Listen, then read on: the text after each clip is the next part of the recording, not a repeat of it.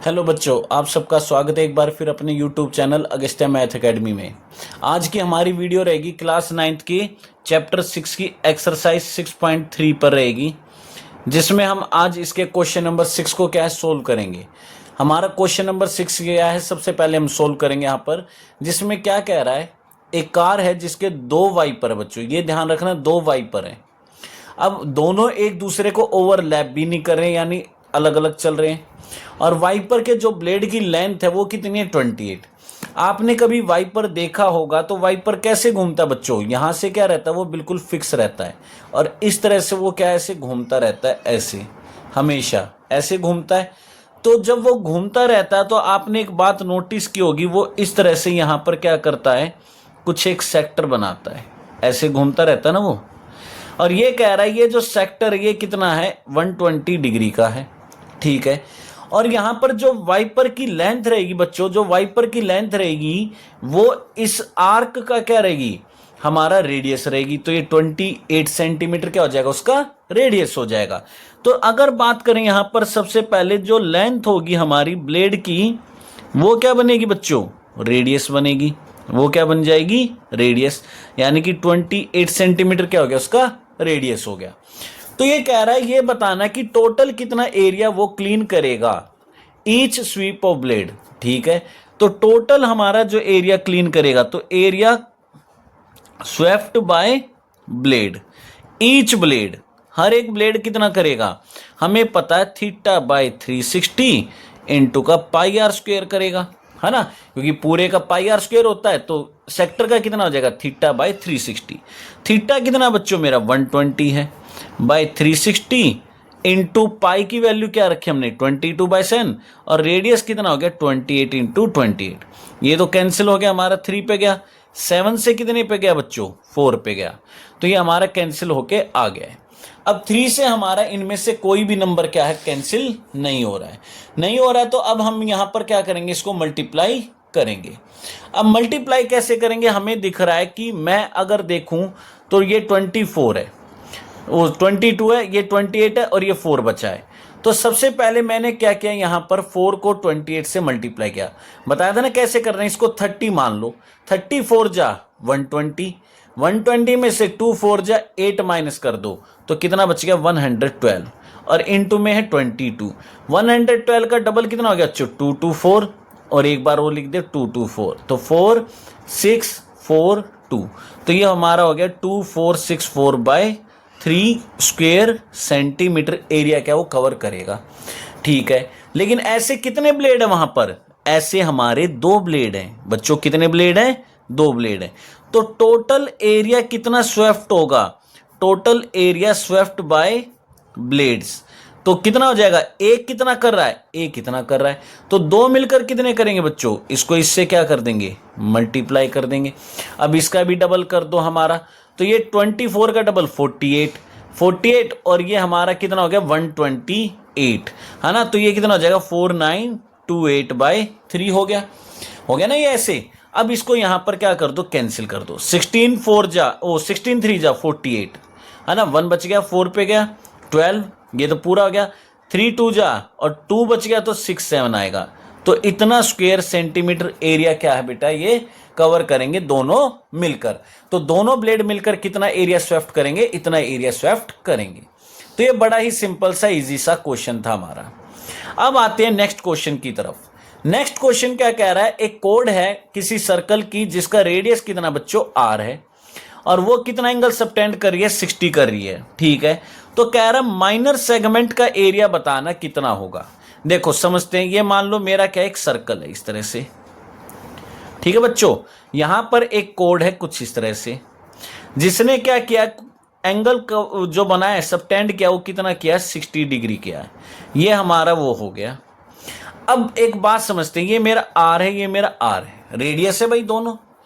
अगर ध्यान से देखें, अब ये दोनों साइड बराबर हैं, तो दोनों एंगल क्या होंगे, इक्वल होंगे, होंगे कि नहीं होंगे बच्चों। तो यहां पर अगर मैं सॉल्यूशन करता हूं in triangle A O B बच्चों, हमारा ओ ए बराबर है ओ बी के, दोनों आर के बराबर है। तो देन हमारा angle O A B equal होगा बच्चों किसके, ओ बी ए के। क्यों होगा? क्योंकि हमें पता है कि angles opposite to equal sides are equal. वो एंगल जो किसी इक्वल साइड्स के अपोजिट होते हैं वो भी क्या होते हैं? इक्वल होते हैं। लेकिन अगर मैं बात करूं ट्रायंगल के तीनों एंगल का सम कितना होता है बच्चों? ट्रायंगल के तीनों एंगल का सम वो 180 होता है। तो तीनों को ऐड करेंगे हम यहां पर, तो ये हमारा तीनों को ऐड करने पे कितना आएगा? 180 आएगा। क्यों? एंगल सम प्रॉपर्टी है। क्या बच्चों? एंगल सम प्रॉपर्टी है किसकी? ट्रायंगल की। अब ये हमारा एंगल ओ ए बी है, इसको भी ओ ए बी लिख दो बच्चों। क्यों लिखा? ओ बी ए किसके इक्वल है? ओ ए बी के। और ये मेरा कितना दे रखा है? 60 दे रखा है। अब ये प्लस 60 इधर आके क्या हो जाएगा बच्चों? माइनस हो जाएगा। तो 180 माइनस 60 कितना हो गया? 120 हो गया। तो 120 को 2 से क्या करेंगे? डिवाइड। क्यों? ये मल्टीप्लाई वाला कहाँ जाएगा? डिवाइड में ही जाएगा ना। तो डिवाइड कर दिया तो एंगल हमारा, ओ शिट, ये ओ ए बी है। ठीक है, तो ओ ए बी किसके इक्वल हो जाएगा बच्चों? 60 के इक्वल हो जाएगा। यानी कि हमारे ये दोनों एंगल कितने हो गए? 60 और ये भी 60। तो यहां पर अगर मैं देखूं तो ये मेरा कैसा ट्रायंगल हो गया? सो ट्रायंगल ए ओ बी क्या है हमारा? एक इक्विलेटरल ट्रायंगल है। कैसा बच्चों? इक्विलेटरल ट्रायंगल है। ठीक है, और इक्विलेटरल ट्रायंगल का एरिया तो हमें पता है क्या होता है। सो एरिया हमारा जो होगा ट्रायंगल ए ओ बी का वो कितना होगा? √3/4 साइड का स्क्वायर, है ना। और साइड क्या इसकी बच्चों? आर है। तो ये हो गया। तो ये कितना हो गया? √3/4 आर स्क्वायर हो गया। हो गया बच्चों। ये हमने लास्ट एक्सरसाइज में 6.2 में सोल्व करा था इक्विलेटरल का एरिया। और इस सर्कल का एरिया कितना हो जाएगा बच्चों? एरिया ऑफ सर्कल वो हमारा हो जाएगा पाई आर स्क्वायर हो जाएगा। हो जाएगा ना बच्चों? पाई आर स्क्वायर पूरे सर्कल का एरिया हो गया। अब हमें क्या कह रहा था? अब कह रहा है कि ये जो माइनर सेगमेंट है इसका एरिया बता दो। कोई दिक्कत नहीं है। माइनर सेगमेंट कौन है बच्चों? माइनर सेगमेंट ये है। कौन है ये? अब ये हमारी माइनर सेगमेंट है, ये दिख रही है आपको। मैं ड्यूल शेड में कर देता हूं ताकि क्लियर दिखाई दे। ये हमारी क्या हो गई? माइनर सेगमेंट हो गई। होगी ना। अगर मैं आपको कल भी बताया था इस सेक्टर को निकाल लेता हूं ऐसे, और सेक्टर में से ऊपर वाला ये ट्रायंगल अगर काट के अलग कर दूं तो कौन सा पार्ट बचेगा बच्चों? ये सेगमेंट ही बचेगी ना। तो एरिया ऑफ सेगमेंट कितना हो जाएगा यहां पर, इसको समझते हैं। तो यहां पर अगर मैं ध्यान दूं तो हमारा कितना बचेगा? ये यहां जगह है थोड़ा 8 ही है ना। तो यहां पर एरिया ऑफ सेगमेंट कितना हो जाएगा हमारा, इसको समझते हैं बच्चों। तो एरिया ऑफ सेगमेंट वो कितना हो जाएगा कि मैं क्या करूंगा? सेक्टर के एरिया में से, किसके एरिया में से बच्चों? सेक्टर का एरिया। तो यहां सेक्टर का एरिया कितना हो जाएगा मेरा? θ/360। थीटा कितना बच्चों मेरा? ये है /360 इंटू पाई आर स्क्वायर, है ना। तो सेक्टर में से ट्रायंगल को क्या कर दूं बच्चों? माइनस कर दूं। कर देता हूं माइनस। ये कट के कितने पे गया बच्चों मेरा? 6 पे गया। ठीक है, अगर ध्यान से देखोगे यहां पर पाई आर स्क्वायर है, यहां पर भी पाई आर स्क्वायर है। तो पाई आर स्क्वायर को कॉमन निकाल दूं बच्चों? निकाल दूं पाई आर स्क्वायर को कॉमन? ऐसे निकाल सकते हैं। अरे पाई कहां से आ गया? इसमें तो पाई नहीं है। ठीक है, तो पाई तो कॉमन ही नहीं आ सकता। आर स्क्वायर को कॉमन निकाल दे क्योंकि यहां पाई नहीं है। आर स्क्वायर को अगर मैं कॉमन निकालूंगा तो ये क्या बचेगा बच्चों? ये मेरा बचेगा पाई, और ये क्या बचेगा? 6। तो पाई/6 हो गया। और ये माइनस, और ये मेरा क्या बच गया? आर स्क्वायर तो बाहर निकल गया। तो ये क्या बचेगा बच्चों मेरा? √3/4 बचेगा। तो ये हमारा क्या हो जाएगा? एरिया हो जाएगा सेगमेंट का। और यही हमें प्रूफ करना था। देखो आर स्क्वायर पाई/6 माइनस √3/4 हमें प्रूफ करके दिखाना था। तो ये सिंपल सा हमारा क्या था? क्वेश्चन था। अब बढ़ते हैं नेक्स्ट क्वेश्चन की तरफ। नेक्स्ट क्वेश्चन क्या कह रहा है बच्चों? एक इक्विलेटरल ट्रायंगल है। देखो इस बार क्लियर बोला, इक्विलेटरल ट्रायंगल है जो हमारा इंस्क्राइब किया गया किसमें? एक सर्कल में जिसका रेडियस कितना है? आर है। ठीक है, अब हमें शो करके दिखाना है कि जो एरिया होगा ट्रायंगल का उसका रेशियो किसके साथ? एरिया ऑफ सर्कल के साथ वो कितना आएगा? इतना आएगा। कोई दिक्कत नहीं है। मान लो बच्चों ये मेरा क्या एक सर्कल है इस तरह से, और यहां पर क्या है? एक इक्विलेटरल ट्रायंगल है जो इसके अंदर बना रखा है कुछ इस तरह से। ठीक है, ये हमारा इक्विलेटरल ट्रायंगल है। हो गया। ये इसका सेंटर है O। अब यहां से इसको ऐसे ज्वाइन कर दिया। यहाँ इसको ऐसे ज्वाइन कर दिया, यहाँ इसको ऐसे ज्वाइन कर दिया। ये आर है, ये आर है और ये आर है। ठीक है बच्चों, ये हमारे क्या हो गए, आर हो गए। अब इसको सोल्व करने के पता नहीं कितने सारे तरीके हैं, बहुत सारे तरीके हैं। ठीक है, यहां पर ये एंगल 60 है तो ये पता है ना हमारा 120 हो जाएगा। क्यों हो जाएगा, याद है ना सर्कल वाली थ्योरम कि अगर हमारा किसी एक आर्क ने जितना एंगल सेंटर पर सबटेंड किया वो डबल होगा किसका, उसी आर्क से बनने वाले एंगल का। ये 60 है तो 120 हो जाएगा कि नहीं हो जाएगा, हो जाएगा ना, 120 हो जाएगा। तो ऐसे पता नहीं कितने तरीके हैं, लेकिन हम थोड़ा सिंपल जाएंगे क्योंकि अभी 9th है, तो 9th के हिसाब से ही चलते हैं। ये ABC है, मैंने सबसे पहले लेट कर लिया बच्चों, लेट कर लिया कि हमारी each side measure of equilateral triangle हमारी कितनी है, वो है 2A। मैं 2A मान के चल रहा हूं। अब कहोगे 2A ही क्यों माना, इसका भी एक रीजन पता चलेगा। क्योंकि हमें पता है कि जब हम कोई एल्टीट्यूड ड्रॉ करते हैं ना बच्चों, एल्टीट्यूड, तो वो हमेशा क्या करता है, 90 डिग्री ड्रॉ करते हैं। याद है थ्योरम, सेंटर से 90 डिग्री ड्रॉ किया जाए परपेंडिकुलर तो कोड क्या हो जाती है, बाइसेक्ट। इसका मतलब ये हमारी लेंथ कितनी बचेगी, A बचेगी। कितनी बचेगी बच्चों, A बचेगी। अब A लिखता तो यहां A/2 लिखना पड़ता, A/2 लिखता तो कैलकुलेशन में थोड़ा चलता है ना, तो इसलिए मैंने 2A लिख दिया ताकि ये सीधा सीधा A लिख पाऊं। हो गया बच्चों यहां तक, ठीक है। अब हमें एक और बात पता है, ये जो सेंटर होता है ना बच्चों, इसको पता क्या बोला जाता है, सेंट्रोइड बोला जाता है। क्या बोला जाता है, सेंट्रोइड। किसके केस में, जैसे ये हमारे ट्रायंगल है, अगर हमारा कोई ट्रायंगल है जिसके तीनों वर्टेक्स को एक सर्कल टच करते हुए जाता है तो ये सेंटर क्या बोला जाता है, सेंट्रोइड बोला जाता है। और इक्विलेटरल ट्रायंगल में क्या होता है कि ये जो हमारी होती है ना, मीडियन कह लो या एल्टीट्यूड कह लो, इसको ये सेंट्रोइड क्या करता है, एक रेशो में डिवाइड करता है। और वो रेशो कितना होता है, 2:1 होता है।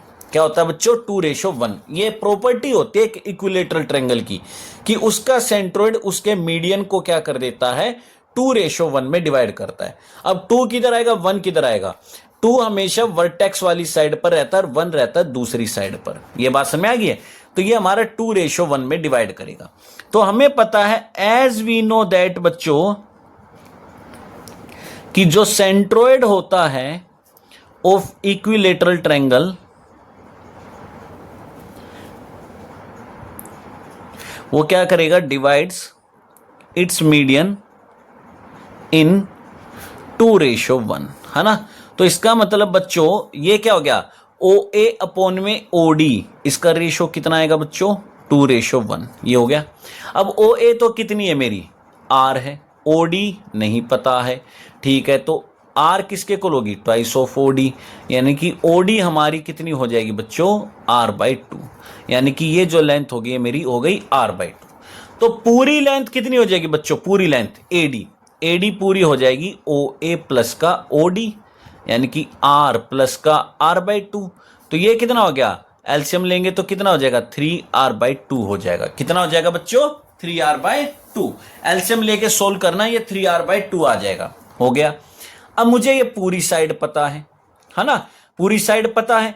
तो अब एक बात बताओ, मुझे ये पता है जो मीडियन होता है, मैं आपको हर चीज डिटेल में लिख के दूंगा, ठीक है ना, ताकि आपको ये ना समझ में आए, प्रॉब्लम ना हो, कहीं डाउट ना आए कि ये आया कैसे। हमें पता है, हर एक प्रॉपर्टी हम यूज करेंगे। एज वी नो दैट, क्या जानते हैं बच्चों, मीडियन एंड एल्टीट्यूड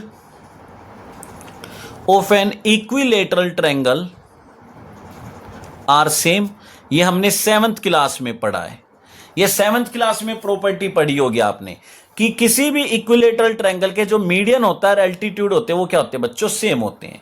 इसका मतलब जो AD है वो क्या है, परपेंडिकुलर है BC के। मैं हर चीज डिटेल में बताऊंगा आपको आज, ठीक है। अब ये हमारे परपेंडिकुलर हो गया, ठीक है। एज वी नो दैट, फिर से लिखते हैं, हर चीज की प्रॉपर्टी लिखेंगे। As we know that perpendicular drawn from centre to the code bisect the code, वो हमेशा कोड को क्या करता है बच्चों, बाइसेक्ट करता है।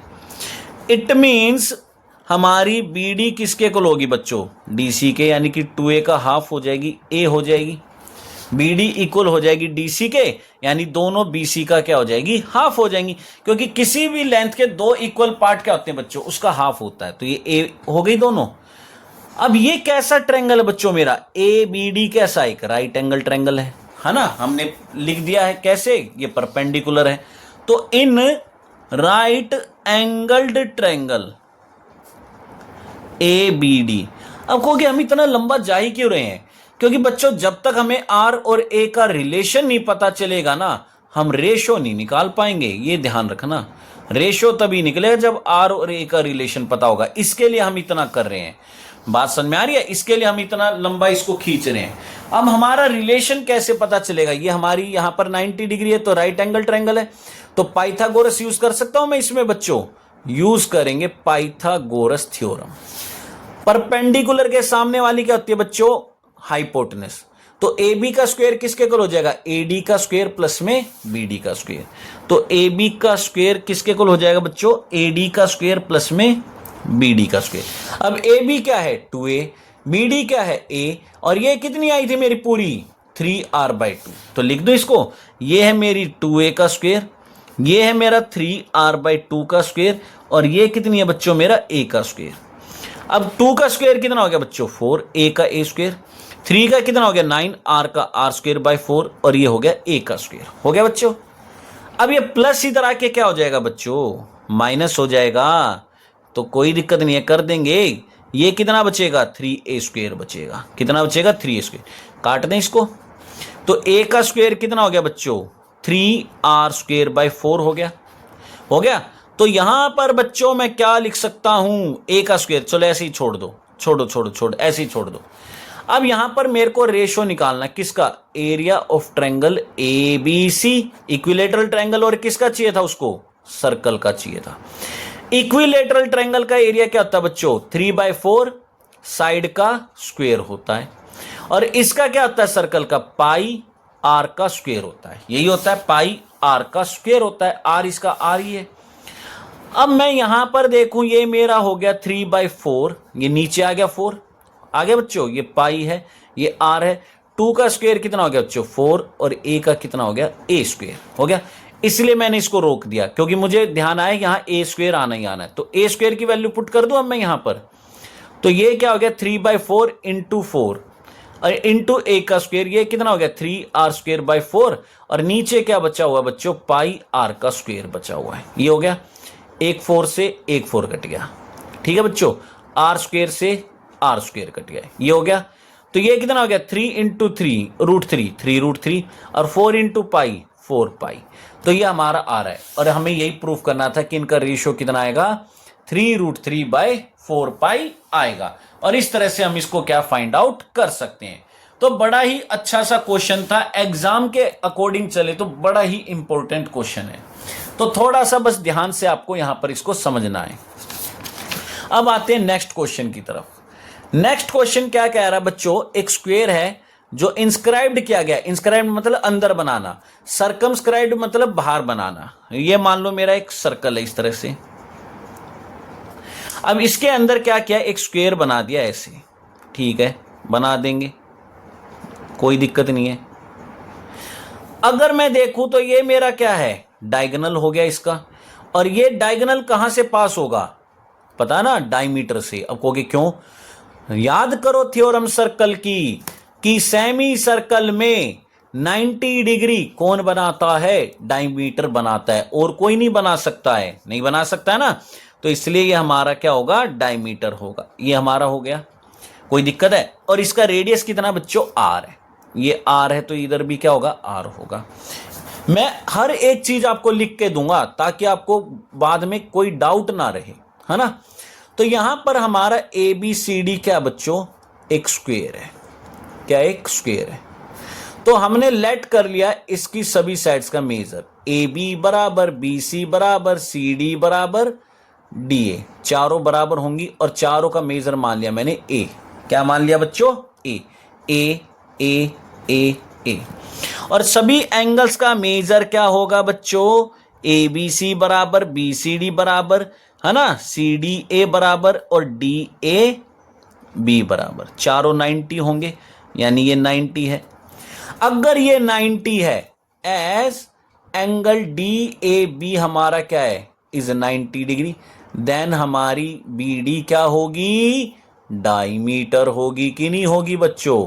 डायमीटर होगी कि नहीं होगी? क्यों? हमें पता है angle in semi circle by diameter is always 90 degree. तो ये बात क्लियर होगी। छोटी से छोटी बात भी लिख के चलेंगे ताकि आपको हर डाउट क्लियर हो। ये 90 डिग्री हो गया, ठीक है। अब यहां पर अगर मैं बात करूं बच्चों, ये एक राइट एंगल ट्रायंगल है कि नहीं है? है ना बच्चों, राइट एंगल ट्रायंगल है। तो इन राइट एंगल ट्रायंगल, जब तक मैं इनका रिलेशन नहीं निकालूंगा ए और आर का, क्या मैं रेशो निकाल पाऊंगा? क्योंकि रेशो निकालना है, अभी समझाया था रिलेशन होना चाहिए। तो in right angled triangle D A B use कर लें किसको? पाइथागोरस थ्योरम को। 90 के सामने वाली हाइपोटेनस इक्वल्स टू पी का स्क्वायर प्लस बी का स्क्वायर। हो गया। ये हमारी कितनी है बच्चों? पूरी 2r है, हो गया। ये ए बी कितनी है बच्चों? ए है, हो गया। ये कितनी है? ए है, ठीक है। 2 का स्क्वायर 4r का, r स्क्वायर ए का स्क्वायर प्लस ए का स्क्वायर, तो 4r स्क्वायर कितना हो गया बच्चों? 2a square. काट दें इसको, तो ए का स्क्वायर किसके इक्वल आ रहा है? 2r स्क्वायर के इक्वल आ रहा है। किसके इक्वल आ रहा है? ए का स्क्वायर 2r स्क्वायर के इक्वल आ रहा है। ये हो गया, ठीक है। अब हमें रेशियो निकालना है। किसका रेशियो निकालना है? एरिया ऑफ स्क्वायर यानी कि ए बी सी डी और एरिया ऑफ सर्कल। भाई हमें तो पता है स्क्वायर का एरिया क्या होता है बच्चों? स्क्वायर का एरिया साइड इंटू साइड होता है, यानी कि ए इंटू ए होता है, ए का स्क्वायर होता है। और इसका क्या होता है? पाई आर स्क्वायर होता है। ये भी बात क्लियर हो गई। अब ए का स्क्वायर तो किसके इक्वल है? 2r स्क्वायर है, और ये पाई आर स्क्वायर है। आर स्क्वायर से आर स्क्वायर कट गया, तो ये कितना हो गया बच्चों? 2/पाई, यानी कि 2:पाई हो जाएगा। चेक करके देखो, चेक करो, क्या यही बोला था? बिल्कुल यही बोला था, 2/पाई आना चाहिए। तो आ गया ना हमारा 2/पाई। बड़ा ही आसान सा क्वेश्चन था, ठीक है ना, बड़ा सिंपल सा, आसान सा, प्यारा सा क्वेश्चन था। अब बढ़ते हैं क्वेश्चन नंबर 10 की तरफ। क्वेश्चन नंबर 10 क्या कहता है बच्चों? एक हेक्सागन है, रेगुलर हेक्सागन है ये, ठीक है ना। पहली बात, ये रेगुलर हेक्सागन दिया गया है। अब रेगुलर हेक्सागन कौन होते हैं बच्चों? रेगुलर हेक्सागन ये हमारे होते हैं जिनकी सभी साइड्स का मेजर क्या होता है? इक्वल होता है। अब इसको इंस्क्राइब करना है किसमें? एक सर्कल में जिसका रेडियस कितना होगा? आर होगा, ठीक है। अब इनके एरिया का रेशियो पूछ रहा है कि हेक्सागन और सर्कल के एरिया का रेशियो क्या होगा।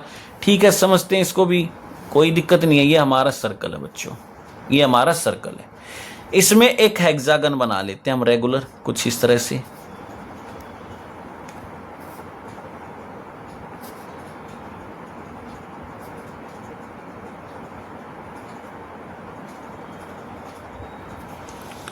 ये हमारा हो गया hexagon, A B C D E F. हो गया बच्चों, रेगुलर है, सारी की सारी साइड्स क्या होंगी? बराबर, ठीक है। अब जब तक साइड और रेडियस का रिलेशन नहीं पता चलेगा, जैसे यहां निकाला, इससे लास्ट क्वेश्चन में निकाला, क्या हम रेशियो निकाल पाएंगे बच्चों? ना, कभी नहीं निकाल पाएंगे। तो मैंने क्या किया? इसको ऐसे ज्वाइन करा, ऐसे ज्वाइन करा, ऐसे ज्वाइन करा, ऐसे ज्वाइन करा, ऐसे ज्वाइन करा, और ये ऐसे करा। ये सारी की सारी साइड क्या बच्चों? मेरी आर है। क्या है? आर है। ये सारी की सारी साइड क्या बच्चों? हमारी आर है। हो गया ये, ठीक है। अगर मैं देखूं, ध्यान से देखना, रेगुलर हेक्सागन है तो ये सारे एंगल क्या होंगे? इक्वल होंगे। सारे के सारे एंगल क्या होंगे बच्चों? इक्वल होंगे कि नहीं होंगे? पहले तो यही बताओ। अब इक्वल हो गए तो ये तो पूरा एंगल कितना है बच्चों? मेरा पूरा एंगल 360 है, यानी कि 360 को कितने पार्ट्स में बांटना है? 1 2 3 4 5 6 पार्ट्स में बांटना है। कितने में? 6 पार्ट्स में। तो अब मुझे पता है as A B C D और E F is a regular hexagon. ठीक है भैया, हो गया।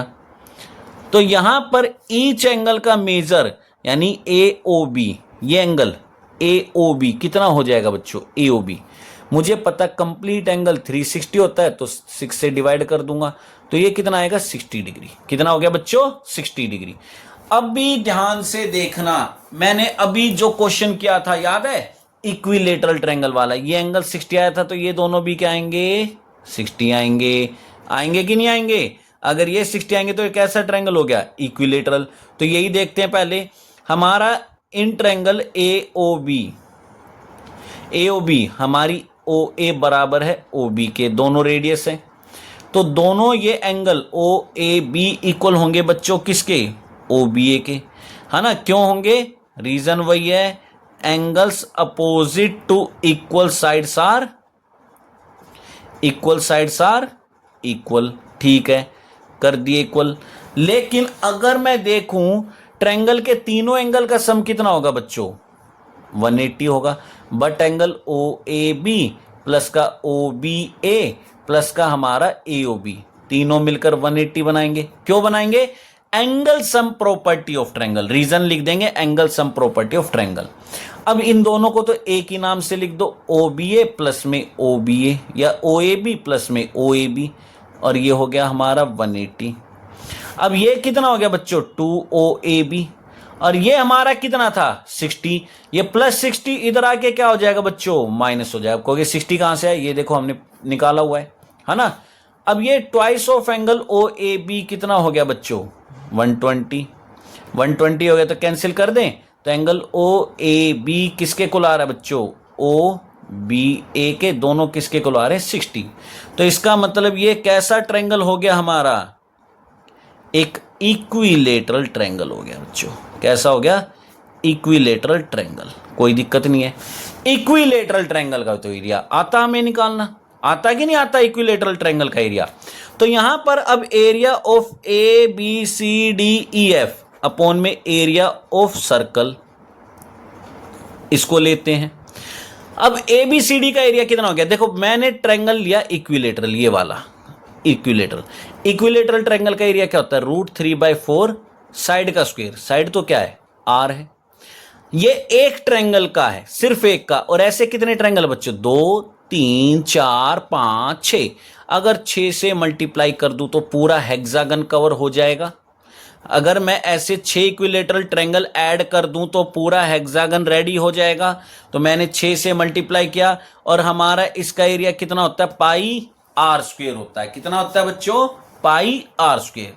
अब देखते हैं इसको, तो ये कितना हो गया बच्चों मेरा? 6√3। ये 4 नीचे आ गया, ये ऊपर r² है और नीचे πr² है। r² से r² कट गया। ठीक है, ये कितने पे गया बच्चों? 2 3 जा 2 2 जा, तो ये कितना हो गया? 3√3/2π हो गया। और देखो हमें यही प्रूफ करना था, 3√3/2π। ये देखो यही प्रूफ करना था, तो ये हमारा आ गया है। अब ये कह रहा है क्या ये जो क्वेश्चन नंबर 8 में आंसर आया था क्या उसका एग्जैक्ट डबल है?